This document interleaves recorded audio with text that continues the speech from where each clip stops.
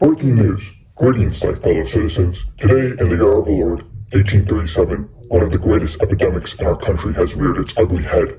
Ignorance. Now, more than ever before, we find our youth and children lagging further behind the world in literacy and education.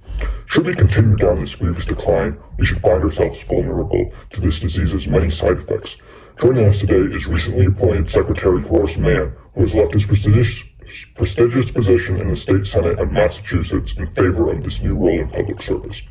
Horace is the definition of a self-made man, if there was ever such a thing. Born into a poor household and surrounded by inadequate schools, Horace has managed to rise above his circumstances and hopes to help others do the same. Horace, would you mind telling us more about how you escaped poverty and what you think is the solution to this issue? Growing up, I didn't have much. My father was just a farmer. He barely had any money to feed me or my mother. My education was quite lacking. I could only receive schooling for 6 weeks a year.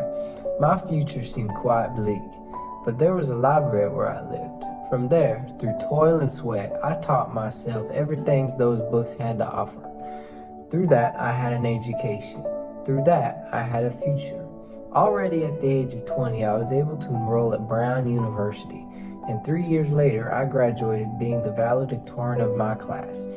From there, I became many things: a tutor, a librarian, a lawyer, and even a senator. The sky was the limit. But not everyone has the same success and access to information that I did.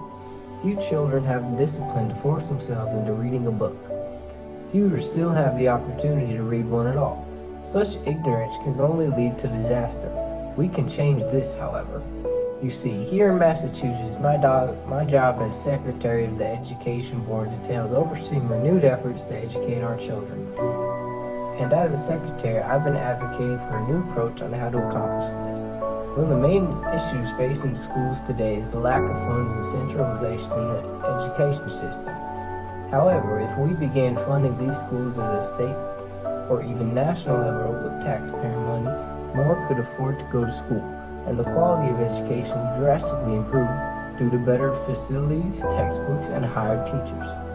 That's right, instead of allowing some old spinster or a bunch of zealot clergymen to indoctrinate our kids, we would have trained educators to enlighten the youth of this great nation.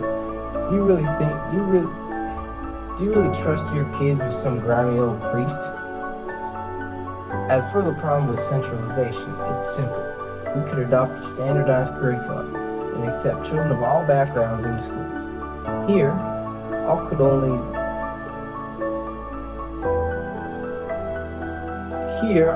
not only learn useful skills such as reading and basic math, but also proper discipline and good old American ideals. From here, things can only get better. With such a school system, we'd be left with a generation of young people who are responsible citizens who are no longer prey to religious division, ignorance, or to the machinations of scheming politicians. As it stands, the future looks bright, but it can always look brighter. My name is Horace Mann, and I support this message.